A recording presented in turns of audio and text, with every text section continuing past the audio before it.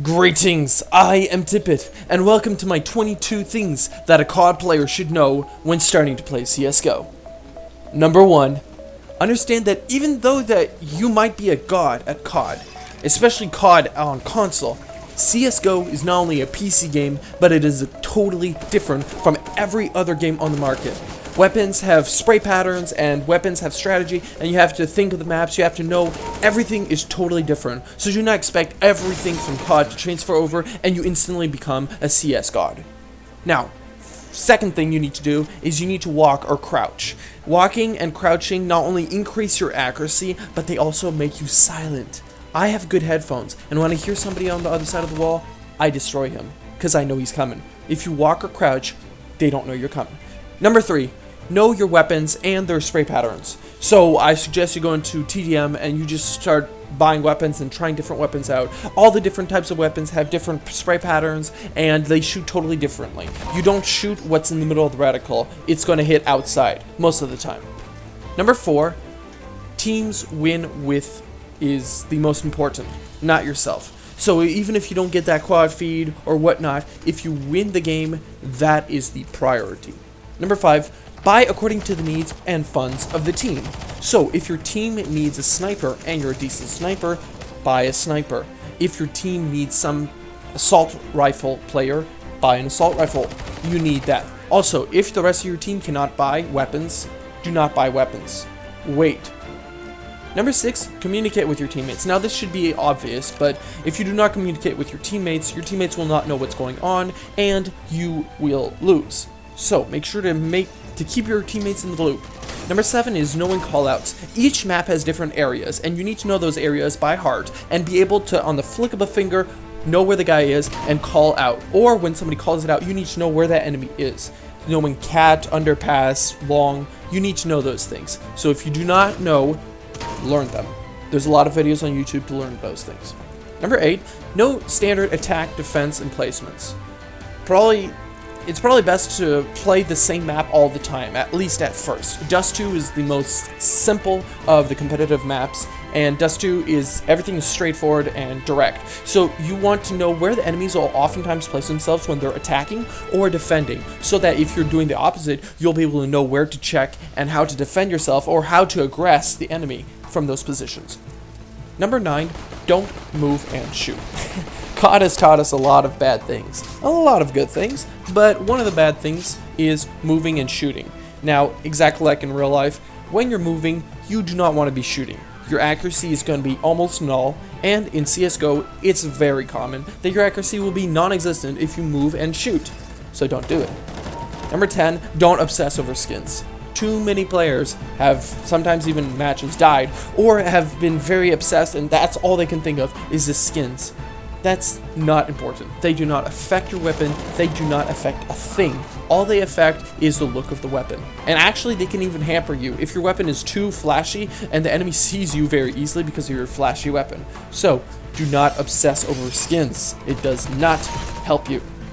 Number 11, snipers are the most similar thing to CoD. From what I've been able to tell, CoD snipers and CSGO snipers are different, yes, but they are the most similar thing. SMGs, assault rifles, shotguns, in general, differ a lot, but in snipers, it's not that big of a difference. Although snipers do, as soon as you click the fire button, the bullet will hit that target. Contrary to CoD, for instance, Black Ops 3, The Locust, where I've done it a billion times, I move, I click, then I move, and then it's going to hit the target, because there's a slight delay. Contrary to that, CSGO, very strict on that. Bullets hit what you shoot at the time you shoot. Now, number 12 goes along a little bit with number 9, don't jump fire. You don't want to be jumping and shooting at the same time. Even with snipers, there is a slight moment where it's possible that will actually work, but almost impossible. Almost. Jumping and shooting really will be as realistic as it is not be able to hit targets. You become extremely inaccurate. So what is suggested is that you crouch, shoot in small volleys, rinse and repeat. Number 13 is cover in placements and don't rush alone. What I mean cover in placements is you have spots you need to cover. You need to make sure the enemy doesn't cross that area, either for instance in Dust 2. You need to make sure that CT doesn't cross the doors, and if they do, you need to know how many you've crossed. Or you also need to not rush alone. You do not want to push aside alone, unless your teammates are on the other side and they actually need you to flank. Most of the time, you want to be pushing as a team. Contrary to CoD, you want to play as a team. Now, number 14 goes a little bit with this, but it's cover corners from afar. You want to cover the corners. So if you are a CT counter-terrorist and you're defending a site, you want to cover a corner, but from afar. If you're right against the wall, right on the corner, the enemy's going to see you before you see them. That's just how the game mechanics work, and that's something that really ticked me off at first, but you need to hold it from afar, because if you're too close to it, the enemy will see you before you see them because of how the camera's system is made in CSGO. So, don't sit too close to corners you're trying to cover. Now, number 15 is sometimes when things are going too badly, and you have a good weapon, sometimes you don't need to rush out there and die. Save your weapon.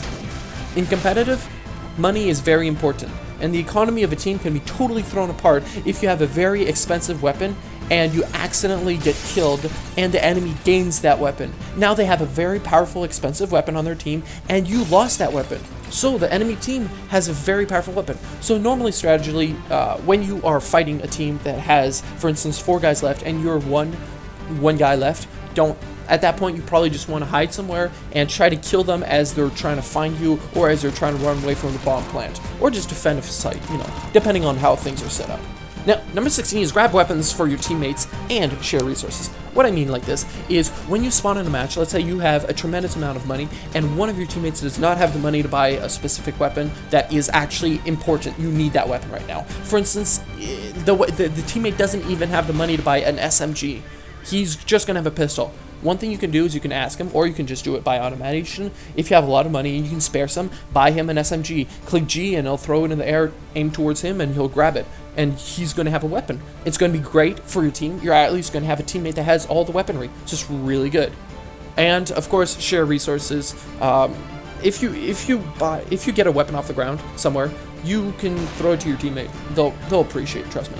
Now, number 17 is playing the bomb. You gotta play the bomb or time. Sometimes if you're on CT, you're defending, just wait. You don't have to rush and kill everything.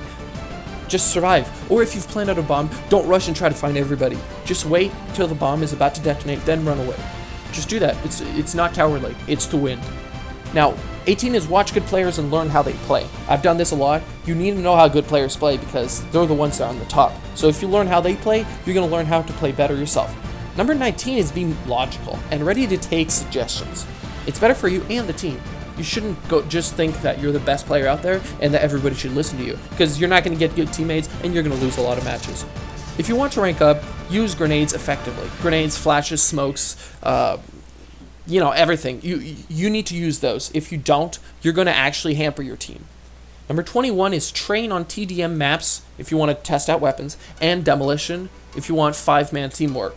It's not like competitive, but it's the most similar you can get without having to go into the chaotic non-compet. And, most important of all, always learn and be teachable.